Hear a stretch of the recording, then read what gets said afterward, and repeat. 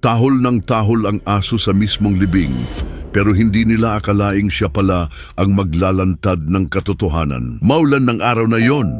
Ang langit ay tila nakikiramay sa pagkawala ng isang dalagang napakabuti, si Clarice, isang masayahin, maganda at debotong dalaga na tumutulong sa simbahan mula pagkabata. Bilang tagapag-ayos ng mga bulaklak sa altar, madalas siyang nakikitang nag-aalay ng dasal at ngiti sa bawat misa.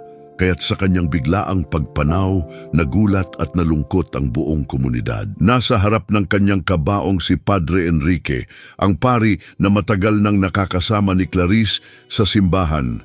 Maayos ang suot, mahigpit ang hawak sa Biblia at tila ba walang bahid ng emosyon ang mukha habang binibigkas ang huling dasal. Ngunit sa isang sulok ng libingan, naroon ang isa pang nagluluksa, ang aso ni Clarice, si Milo.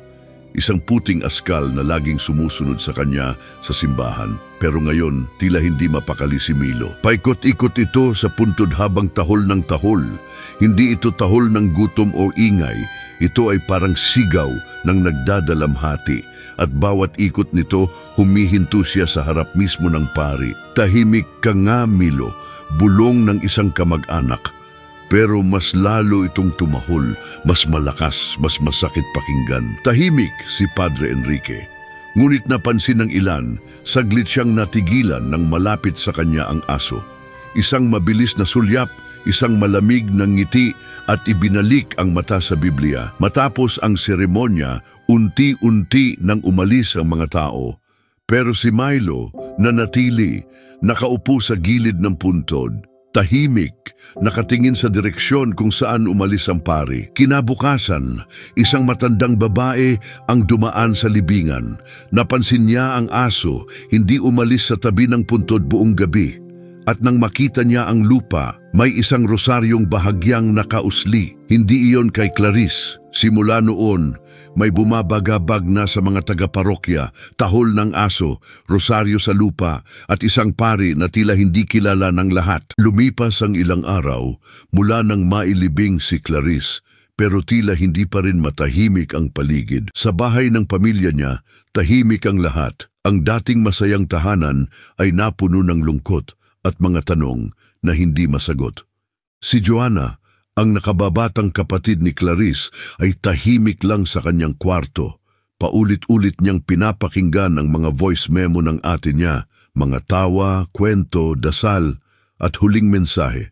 May kailangan akong sabihin, Joe. May hindi tama sa simbahan. Mag-ingat ka. Natigilan si Joanna. Kailan niya pinadala ito? Agad niyang tiningnan ng petsa. Gabi bago siya matagpo ang patay, bumalik sa kanyang isipan ng libing. Ang tahol ni Milo, ang malamig na titig ni Padre Enrique, at ang rosaryong nakita sa lupa, lalo siyang kinilabutan. Ate, anong ibig mong sabihin? Tanong ni Joanna habang pinapakinggan muli ang boses ng kapatid. Pero walang sagot. Tanging katahimikan at malamig na hangin sa bintana ang kanyang narinig. Kinabukasan, bumalik siya sa simbahan. Nakatayo siya sa likod habang nagmimisa si Padre Enrique. Tahimik ang kanyang mukha, ngunit ang kanyang mga mata, palingalinga, parang may hinahanap. Sa altar, nakita niya ang isang pares ng hikaw. Makinis, mamahalin at kilalang suot-suot ni Clarice tuwing linggo. Bakit nandito pa ito?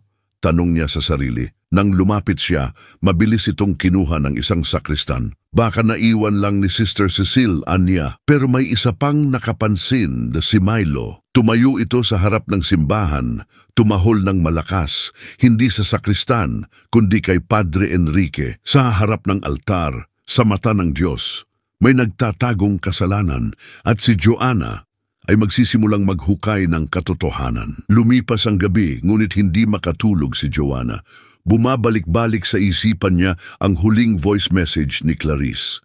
Ano ba ang tinutukoy niyang hindi tama sa simbahan at bakit parang may tinatago si Padre Enrique? Kinabukasan, tahimik siyang pumasok muli sa simbahan, hindi bilang isang deboto, kundi bilang kapatid ng isang taong pinatay. Napansin niyang wala ang pari. Ayon sa sakristan, pumunta raw ito sa kumbento. Sa pagkakataong iyon, sinamantala ni Joanna ang pag-iisa niya sa loob ng simbahan. Dumaan siya sa lumang silid kung saan madalas magdasal si Clarice. May nakapatong na lumang Biblia sa lamesa. At sa pagitan ng mga pahina may nakaipit na sulat. Kung may mangyari sa akin, pakiusap, iligtas mo si Milo, may nakakita sa akin kagabi. Hindi ko alam kung makakalabas pa ako ng ligtas, Clarice. Nalaglag ang luha ni Joanna habang binabasa ito. Pinilit niyang huwag magpanik. Malinaw na may nakita ang kapatid at sa halip na magsumbong, piniling manahimik. Ngunit hindi rin siya ligtas. May narinig siyang yabag mula sa labas. Mabilis niyang itinago ang sulat at lumabas na parang walang nangyari. Pag-uwi niya, kinausap niya ang kaibigan nilang si Marco, dating seminarista na kilala ang kalakaran sa simbahan. Dito niya nalaman na matagal nang may reklamo laban kay Padre Enrique pero lahat ay tinakpan ng simbahan. Joanna, kung totoo ang hinala mo, delikado to, pero tutulungan kita, sabi ni Marco. Sa gabing yon muling tumahol si Milo. Muling pumunta sa puntod ni Clarice, ngunit ngayon may hawak na bagay sa bibig, isang punit na tela, kulay putit-pula na tila bahagi ng suta ng pari. Gabi na nang bumalik si Joanna at Marco sa simbahan. Wala nang misa, tahimik, madilim, pero may isang liwanag sa loob ng kumbento sa opisina ni Padre Enrique. Tahimik silang pumasok. Si Marco dala ang lumang susi ng kumbento na minsang ipinagkatiwala sa kanya noong seminarista pa siya. Habang papalapit sila, tumahimik pati ang hangin, parang may nagbabantay. Sa loob ng opisina, maayos ang lahat. Pero sa gilid ng estante, may nakabukas na kahon. Doon nila nakita ang ilang sulat, litrato at isang rosaryo na may dugong bakas. Clarice, bulong ni Joanna. Habang hawak ang litratong magkasama sila ni Padre Enrique sa loob ng kumbento, may relasyon sila, sabi ni Marco, o baka pinilit lang siya. Lumuhod si Joanna.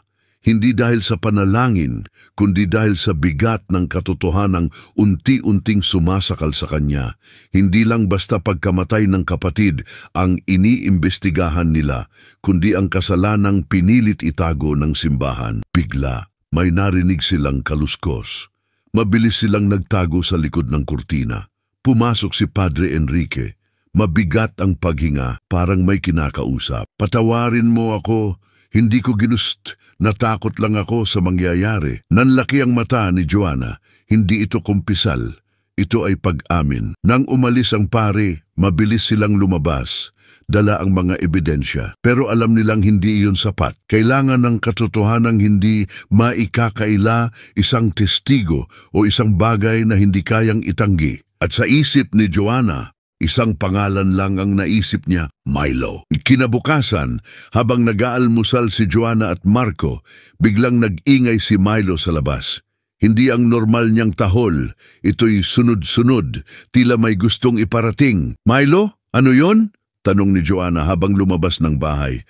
Ang aso, tinatakbo ang daan papunta sa simbahan. Walang pag-aatubili, sumunod sila ni Marco. Hindi nila alam kung bakit ganun ang kilos ni Milo. Pero malinaw sa kanila, may gustong ipakita ang aso. Pagdating sa likod ng kumbento, tumigil si Milo sa isang lumang pintuan na halos natatakpan na ng damot kalawang. Dito siya umupo at tumahol ulit. Mahina pa ulit-ulit, parang panawagan. Si Marco ang unang lumapit. Pinilit niyang buksan ang pintuan gamit ang crowbar na dala nila. At sa pagbukas nito, amoy na amoy ang alikabok, kahoy at lumang papel. Sa loob ay may mga lumang sako gamit pang simbahan at isang kahon na tila inilibing sa ilalim ng mga tabla. Mabigat ang kahon. Nang buksan nila ito, laman nito ang damit na madalas suotin ni Clarice, isang sirang cellphone at isang journal. May bahid pa ng dugo sa gilid ng pahina. Ito ang ebidensya, bulong ni Joanna. Nanginig ang kamay niya habang binubuklat ang huling pahina. Kung mawala man ako, ipaglalaban ko pa rin ang totoo. May kasalanan si Padre Enrique, pero alam kong hindi lang siya ang sangkot. Clarice, Tumigil si Milo sa pagtahol, parang alam niyang nahanap na nila ang katotohanan. Ngunit isang tanong ang naiwan, kung may kasangkot pang iba, sino? Habang paalis na sila, isang anino ang sumilip mula sa puno sa malayo. May matang nagmamasid, at bago sila tuluyang makalabas ng bakuran, may narinig silang putok ng baril. Pagkaputok ng baril, mabilis na nagtago sina Joanna at Marco sa likod ng lumang pader ng kumbento. Si Milo, tahimik na yumuko sa tabi ni Joanna, tila alam niyang may panganib. May sumusunod sa atin, bulong ni Marco, hawak-hawak pa rin ang kahon ng ebidensya. Hindi nila alam kung sino ang bumaril, pero malinaw, may gustong patahimikin sila. Tahimik nilang nilisan ng lugar. Dumaan sila sa likod ng bakuran, sa mga madidilim na eskinita. Wala silang tiwala kahit kanino.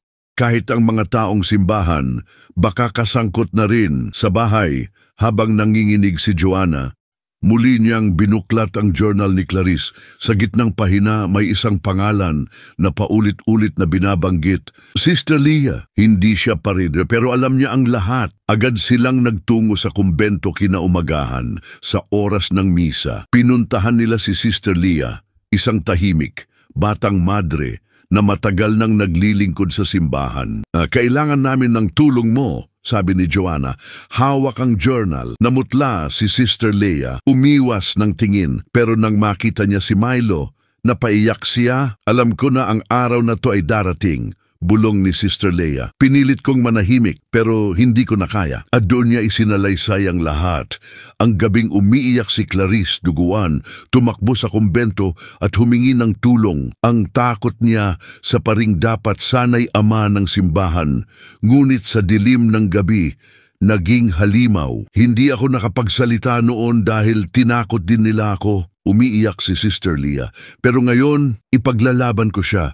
Hindi lang para kay Clarice, kundi para sa lahat ng piniling manahimik. At sa tulong ni Sister Leah, Joanna at Marco, dinala nila ang lahat ng ebidensya sa media at autoridad. Sa harap ng kamera, umiiyak si Joanna. Hindi ito laban lang ng isang kapatid. Ito ay laban ng lahat ng biktima ng pananahimik. Kinabukasan parang sumabog ang bulkan ng katotohanan.